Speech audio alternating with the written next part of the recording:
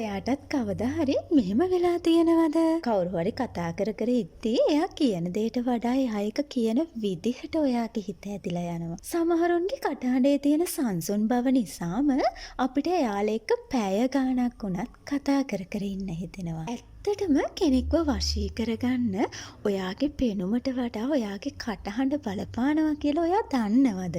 වචන කියන්නේ නිකම්ම නිකන් ශබ්දයක් නෙවෙයි. ඒක ඔයාගේ පෞරුෂය අනිත් අයගේ හදවතට ගෙනියන පාලමක්. අද මම ඔයාලට කියලා දෙන්නේ ඔයාගේ කටහඬ බලගතු කරගෙන ඕනම කෙනෙක්ව වශී කරගන්න පුළුවන් රහස් 3ක් ගැන. මනෝවිද්‍යාවේ පර්යේෂණවලට අනුව මිනිස්සු ඔයා කියන වචනවලට වඩා ඔයාගේ ස්වරයට, එහෙම නැත්නම් ටෝන් එකට පස්ගුණයකින් වැඩියෙන් ප්‍රතිචාර දක්වනවා කියලා හොයාගෙන තියෙනවා. හිතන්නකෝ මම ඔයාට ආදරය කියලා කියන දේ තරහෙන් කෑ ගහලා කිව්වොත් ඒකෙන් ආදරයක් දැනෙනවද? නෑ නේද? වචනය එකම වුණත් ඒක කියන විදිහ අනුව තමයි ඒකේ අර්ථය තීරණය වෙන්නේ. ඔයාගේ කටහඬේ තියෙන රිද්මය තමයි අනිත් කෙනාගේ යටිහිතට ඔයා ගැන විශ්වාසයක් ඇති කරවන්නේ. ඔයා දන්නවද ලෝක ප්‍රකට මාග්‍රට් තැචර් කියන මහත්මිය ගැන? ඇය දේශපාලනයට එද්දී ඇගේ කටහඬ හරිම හීනි වේගවත් එකක්. මිනිස්සු ඇයට ගලු කරේ නැහැ. ඇය කළේ මොකද්ද? ඇය විශේෂ පුහුණුවක් ලැබලා ඇගේ කටහඬේ ස්වරය පහත් කරා.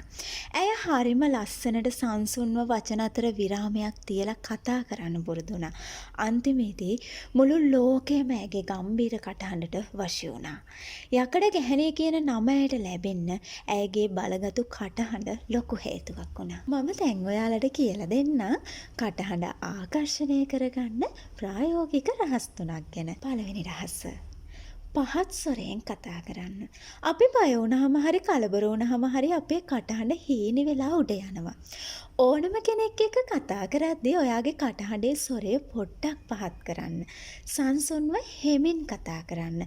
කටහඬේ තියෙන ඒ බැරෑරුම් ගතිය නිසා අනිත් අයට ඔයා ගැන ලොකු ගෞරවයක් ඇති වෙනවා. දෙවනි රහස. වචන අතර විරාමය. හොඳම කතිකේ කියන්නේ එක දිගට මැෂින් එකක් වගේ උපදෙස් දෙන එකවත් තුවක්කුවක් වගේ වචන පිට කරන අයටවත් නෙවෙයි. වැදගත් දෙයක් කියන්න කලින් තප්පරයක විරාමයක් ගන්න. ඒ නිහඬතාවය නිසා අනිත් කෙනාගේ කුතුහලය වැඩි වෙනවා. ඔයා කියන දේට ලොකු බරක් එකතු වෙනවා. ඉතින් තප්පරයක නිහඬතාවයකින් ඔයාගේ කතාව පටන් ගන්න. තුන්වෙනි රහස. අවංක භවයේ ස්වරය. මිනිස්සු රවට්ටන්න හරිම අමාරුයි. ඔයා hina වෙලා කතා කරත් හිතේ තියෙන්නේ වෙන දෙයක් නම් කටහඬ එක පාවා දෙනවා. ඔයා කතා කරන කෙනා ගැන ඇත්තටම උනන්දු වෙන්න.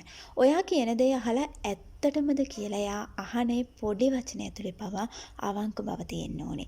ඒ අවංක බව තමයි ඕනෙම හදවතක් දිය කරන මන්තරය. හිතන්න දියැලක් ගැන. ඒක හරිම වේගයෙන් ලොකු ශබ්දයක් එක්ක පහළට වැටෙනවා. ඒක බලන්න ආස වුණත් ඒ ළඟ වැඩි වෙලාවක් අපිට ඉන්න අමාරුයි. හැබැයි සංසුන්ව ගලාගෙන යන ගඟක් දිහා බලන්න. ඒකේ සද්දයක් නැහැ. හරිම ලයන්විතයි. අපිට පැය ගාණක් වුණත් ඒ ගඟයින් ඉඳගෙන ඉන්න පුළුවන්. ඔයාගේ කටහඬත් අන්න ඒ වගේ කරගන්න. දියැලක් වගේ අනිත් අයගේ කන් වලට වදයක් වෙන්නේ නැතුව ගඟක් වගේ එයාලගේ හදවත් සංසුන් කරන මිහිරි කටහඬක් හදාගන්න. හිතන්න ඔයා පොඩි කාලේ අසනීප වෙච්ච වෙලාවක් ගැන. අම්මා ඔයාගේ ඔළුව අත ගාලා බය වෙන්න එපා පුතේ. ඔයාට ඉක්මනට සනීප වෙයි කියලා කියනව නේද? ඒ වචනවලට වඩා ඒ වෙලාවේ අම්මගේ කටහඬේ තිබිච්ච ඒ මෘදු බව ආදරය නේද ඔයාගේ වේදනාව අඩු කරේ. අන්න ඒ වගේ තමයි. ඔයා කතා කරද්දි තනිත් කෙනාට ඒ ආරක්ෂාව වගේම සැනසීම දැනෙන්න අරින්න. එතකොට එයාලට ඔයාව කවදාවත් අමතක වෙන්නේ නැහැ. සමහරුන්ගේ කටහඬ හරියට වැලි කඩදාසියක් වගේ. ඒක ඇහෙද්දි හිතට මහා රළු ගතියක් බරක් දැනෙනවා. හිත හීරෙනවා වගේ. හැබැයි ඔයාගේ කටහඬ වෙල්වට් රෙද්දක් වගේ කරගන්න. ඒක මෘදුයි සිනිඳුයි. ඕනෙම කෙනෙක් ඒකේ එල්ලෙන්න ආසයි. සංසුන් බව වගේම ආදරය ඔයාගේ කටහඬට එකතු කළොත් ඔයා කියන ඕනෙම දෙයක් ලෝකේ පිළිගනීවි. ලෝක ප්‍රකට මායා ඇන්ජලෝ මෙහෙම අපූර්ව දෙයක් කියලා තියෙනවා. මිනිසුන්ට ඔයා කියපු දේ අමතක වෙයි. ඔයා කරපු දේවලුත් අමතක වෙයි.